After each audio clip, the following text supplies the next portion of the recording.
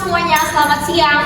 Kami dari kelompok 2, kami ingin mendokumentasikan diskusi kami dengan dosen pengampu Ibu Wina Dianasari, SPSI, MBA, dan saya sendiri Ruth Febrianti sebagai moderator. Nah, pada kesempatan kali ini kami akan membahas tentang memori. Sebelum itu, kami akan memperkenalkan anggota kelompok kami masing-masing. Saya Desti Nurulfadila, saya Putri, Saya Kamila, Saya Nurul Fadilati, saya Rahma Yulianti, saya Putrianti, saya Destriani, saya Kurnia Putri Parenti, saya Rahmatika, saya Fitriana, saya Lesa Latifah Utami. Nah, sebelum itu saya akan membahas sedikit tentang apa itu memori. Definisi memori adalah kemampuan untuk mengkode, menyimpan, mempertahankan, dan mengingat informasi atau pengalaman masa lalu. Nah, menurut teman-teman, ada nggak sih yang bisa nambahin apa itu pengertian dari memori? menjawab. Menurut saya, memori merupakan status mental yang memungkinkan seseorang menyimpan informasi untuk dipanggil kembali di kemudian hari. Ingatan atau memori yang merupakan suatu proses dari biologi.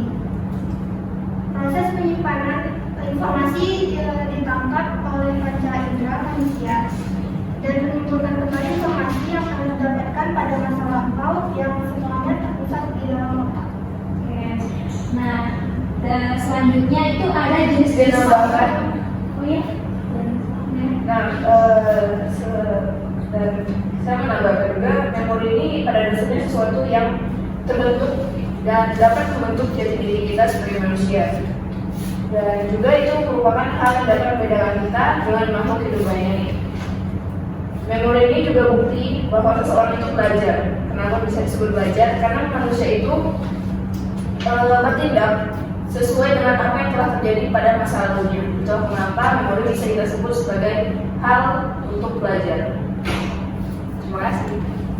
Nah, oke, selanjutnya itu ada jenis-jenis memori. Jadi teman-teman ada kasih yang bisa jelasin? Nah, jadi jenis memori itu ada 3. Yang pertama itu sensory memory. Jadi sensory memory itu penyimpanan informasi yang singkat dalam suatu cara yang khusus. Dan biasanya itu informasinya itu diperoleh dari panca indera. Contohnya itu ketika kita menghirup aroma masakan ibu kita. Biasanya kan itu cuma ingatan itu 1-2 detik aja. Dan itu ada short term memory. Nah, itu tuh penyimpanan memori sementara yang dimana informasi itu akan disimpan selama informasi itu dibutuhkan saja. Contohnya itu ketika kita disuruh ke warung membeli sesuatu.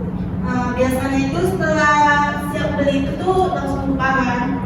Nah, itu karena sesuatu itu sudah selesai dilakukan, jadi langsung lupa. Terus ada long term memory. Itu tuh tempat menyimpan informasi dan memiliki sifat dapat menghubungkan dan memiliki makna. Contohnya ketika orang kita sayangi itu meninggal, maka kenangan-kenangan yang dilakukan bersama orang tersebut akan melekat di long term memory kita karena memiliki makna. Nah, oke, jadi sebagai manusia biasa, manusia itu kan tidak luput dari lupa. Nah, jadi teman-teman ada nggak sih yang bisa jelasin atau tahu gimana contoh dari hilangnya memori? Dalam banyak kasus, melupakan itu sifat alami, bukan suatu kesalahan. Melupakan detail dari beberapa pengalaman serupa membantu kita untuk mengoperasikan fitur-fitur umum yang penting. Contohnya, kayak kita lupa di mana kita pakai mobil sebelumnya, atau bisa juga kita lupa kalau ada rencana makan siang hari ini. Dan kita juga kalau ada janji gitu kan teman-teman, kita bisa juga lupa kadang kalau nggak ingetin lagi. Tapi kita di sini tuh kayak apa ya, nggak ingat, bener-bener nggak ingat gitu kan, bener-bener lupa. Jadi harus diingetin lagi biar kita ingat. Itu tanpa sadar kita juga bisa melupakan informasi penting yang baru aja kita dapatin hari ini. Detik itu juga kadang baru beberapa menit kita bisa lupa juga informasi yang baru kita dapat. Dari situ sih. Nah, terus itu kita kan belum pernah kecil ya. Jadi kenapa ya kita itu nggak bisa ingat masa-masa kecil kita, terutama pada masa bayi? Jawab. Di awal kehidupan, baik untuk tikus maupun manusia, hipokampus dengan cepat membentuk neuron baru dan menggantikan yang lama dengan yang baru. Pembentukan neuron baru memfasilitasi pembelajaran baru.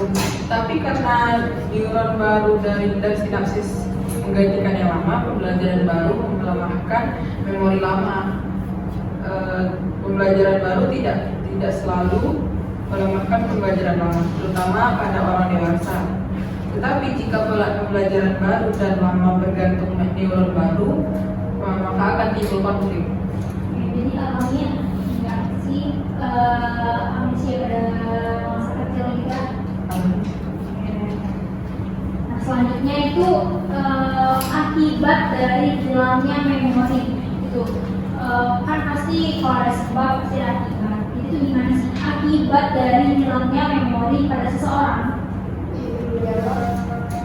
Akibat dari hilangnya memori itu karena adanya kerusakan pada bagian otak, tepatnya itu pada sistem limbik. Nah, sistem limbik pada otak ini sendiri itu berperan untuk mengatur emosi dan memori seseorang. Nah, kalau misalnya sistem limbik ini rusak, maka itu akan mengganggu pemrosesan memori. Kerusakan sistem limbik ini sendiri itu terjadi karena ada beberapa hal. Yang pertama itu karena menderita penyakit demensia, di mana otak itu mengalami penurunan fungsi secara keseluruhan. Yang kedua mengalami cedera kepala. Cedera kepala itu dialami karena kita mengalami kecelakaan, stroke ataupun lain-lain. Yang ketiga kekurangan oksigen di dalam otak. Kekurangan oksigen di dalam otak itu juga bisa berdampak pada fungsi dan kinerja otak. Yang keempat, mengkonsumsi alkohol secara berlebihan itu juga dapat menyebabkan kita misalnya kayak overdosis, terus kita pingsan, terus kalau misalnya kita pas sadar memori yang waktu kita overdosis itu kan kita mabuk kan, jadi kita nggak ingat waktu kejadian tersebut. Yang kelima itu kerusakan pada hipokampus. Nah, hipokampus ini sendiri itu bagian dari otak dan sistem limbik yang bertanggung jawab pada pemrosesan memori. Kalau misalnya hipokampus kita mengalami kerusakan, maka kita itu akan sulit untuk membentuk ingatan yang baru.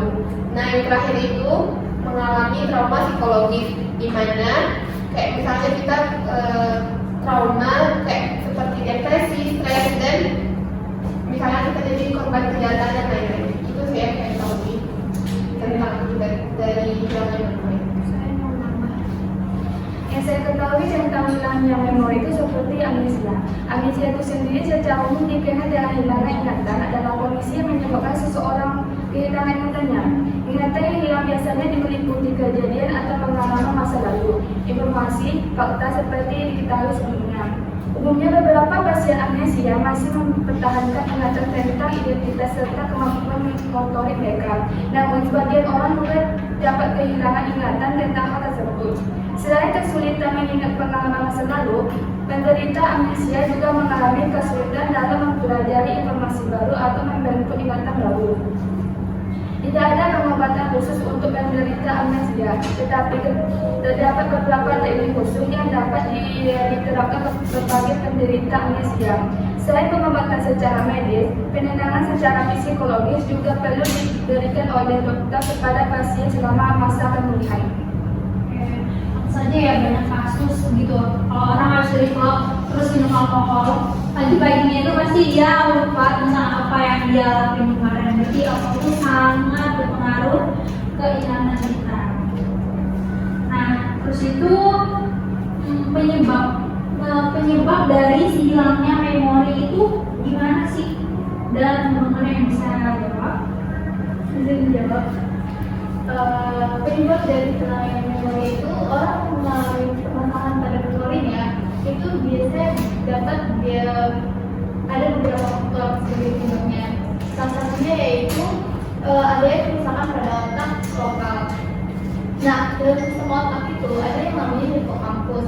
Nah, hipokampus jika kita dalam otak mengalami kerusakan hipokampus, maka dapat menyebabkan hilangnya memori. Karena hipokampus hipokampus ini berperan sebagai pembentukan memori dan penarikan kembali pada memori tersebut. Nah, jika hipokampus pada otak mengalami kerusakan, maka jadi gangguan memori yang parah sehingga menyebabkan hilangnya memori. Dan sementara itu ketika hipokampus terjadi kerusakan, namun ada beberapa memori yang tetap ada, misalnya seperti memori implisit, memori jangka pendek, dan memori prosedural. Nah, selain itu penyebabnya yaitu ada yang namanya kerusakan pada korteks temporal anterior, yang dimana kerusakan ini dapat menyebabkan kehilangan memori semantik. Nah, namun ada beberapa faktor lainnya dari hilangnya memori. Sebelumnya, mohon izin untuk akibat memori tadi seperti penggunaan alkohol dan obat-obatan yang berlebih itu sebenarnya masuk ke dalam penyebab memori, bukan akibat. Karena menurut saya penyebab itu ketika kita menggunakan alkohol yang berlebih itu dapat menyebabkan memori kita tuh hilang gitu. Sementara penyebab akibat itu menurut saya itu lebih kepada penyakit dari memori, penurunan memori. Kalau akibat itu mungkin dari hasil dari penyebab dan penyakit-penyakit yang terjadi gitu ketika hilang memori, bukan termasuk penyebab. Kalau penyebab dari hilangnya ingatan itu kayak depresi, seperti hilang ingatan jangka pendek kan, dia tuh bisa membaik dan memburuk tergantung dengan pola kesehatan kita. Sama kita menjaga pola kesehatan kita, mungkin kita akan kemungkinan besar untuk resiko depresi itu rendah. Kalau cedera kepala itu kayak geger otak, itu karena kecelakaan kan. Terus kurang tidur. Saat tidur itu kan otak memproduksi gelombang yang memainkan peran penting dalam menyimpan data. Gelombang data ini mengirimkan memori dari bagian otak yang disebut dengan hipokampus ke korteks prefrontal, bagian otak yang menyimpan memori jangka panjang. Dan malnutrisi, dengan kekurangan mengonsumsi vitamin B1 dan B12 itu juga menyebabkan kita menurunnya daya ingat otak kita. Terus kayak minuman beralkohol juga dapat memperlambat kinerja saraf-saraf di hipokampus. Itu tuh termasuk dari penyebab yang bukan dari akibat. Hilang ingatan. Ya, sedikit ya dari penyebab dan akibat hilangnya memori dan dijelaskan oleh kakak tadi. Nah, jadi udah jelas ya teman-teman gimana sih perbedaan penyebab dan akibat dari hilangnya memori. Nah, kita ke pertanyaan selanjutnya. Bagaimana proses terjadinya memori pada diri seseorang? Saya menjawab, baik, cara penyimpanan memori itu terbagi menjadi tiga, yaitu yang pertama ada sensori memori, yang kedua ada short-term memori, dan yang ketiga itu long-term memori. Jadi di sini sensori memori itu memberikan perhatian pada short-term memori. Misalnya nih, sensori memori itu tidak memproses informasi, melainkan informasi yang dibawa itu oleh stimulus, melainkan mendeteksi dan menyimpannya itu dan menyimpan informasi tersebut untuk digunakan dalam jangka pendek. Jadi sensori memori itu memberikan perhatian ke short-term memori. Nah, short-term memori ini memberikan penyimpanan sementara. Nah, di short-term memori penyimpanan sementaranya itu hanya sekitar 30 detik. Jadi di sini tuh di penyimpanan jangka pendek ini informasi yang masuk ke dalamnya itu sekitar 30 detik dan hanya menyimpan sekitar 7 bongkahan saja.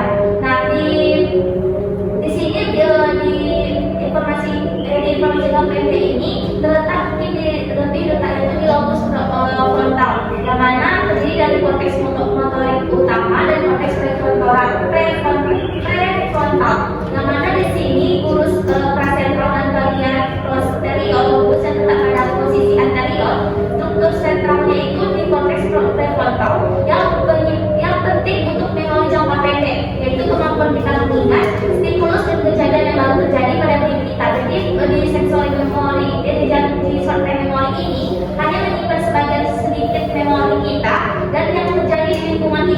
dulu masuk ke memori jangka panjang. Nah, dari short term memory ini baru kita ke jangka panjang. Di jangka panjang ini kita mentransfer seluruh informasi yang terjadi selama 30 detik itu yang menyimpan di dalam memorinya, yang hanya 7 bongkahan saja masuk ke dalam long term memory. Di long term memory ini terjadi penyimpanan jangka panjang yang mana bersifat relatif menetap dan tidak akan berubah-ubah. Mungkin dia memang kayak misalnya kalau masa lalu mungkin kan itu kan mungkin menyimpannya cukup lama ya, dan mungkin dari masa lalunya kita yang maaf kurang menyenangkan atau bagaimana gitu.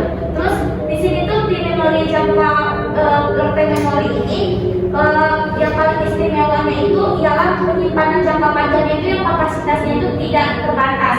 Jadi dia tuh menyimpan segala informasi yang dari short term memory itu yang diserahkan di short term memory ke long term memory itu menyimpan segalanya itu di dalam sana. Nah, jika misalnya di short term memory itu mungkin ada yang kayak kelupaan, kayak terjadi kelupaan. Nah, terjadi kelupaan itu bukan karena kita memang tidak lupa, karena mungkin kita tuh proses mengingatnya itu kalau di namanya short term memory itu nama itu adalah pengukuran atau rehearsal. Jadi kita mengingat kembali. Nah, mengingat kembali itulah kita mencoba mengingat kembali informasi yang bilang tadi. Nah, dan setelah kita temukan baru kita masuk ke long term memory seperti itu. Yang kedua ngasih cara kita ngulang atau mengingat si kejadian yang udah kita lupain. Keren banget. Cara ngingetnya gitu. Atau lihat kayak itu bisa inget lagi itu karena apa? Mungkin kita bisa mengingat sesuatu yang kita kalian misalkan mau aroma kue gitu, terus kayak kita kalian kejadian pernah sabunan gitu.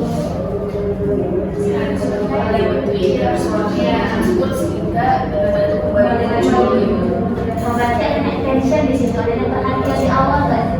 Kan kalau kita attention itu kan perhatian, jadi ketika kita mencium sesuatu itu tuh kan kita mendapat stimulus dan rasakan. Jadi awalnya selalu kita kayak tiba-tiba kayak ingat sesuatu itu. Nah situ tuh lah terjadinya kayak pengulangan memori kembali, menarik memori yang dari awal ke kita rasakan itu lah jatuhnya.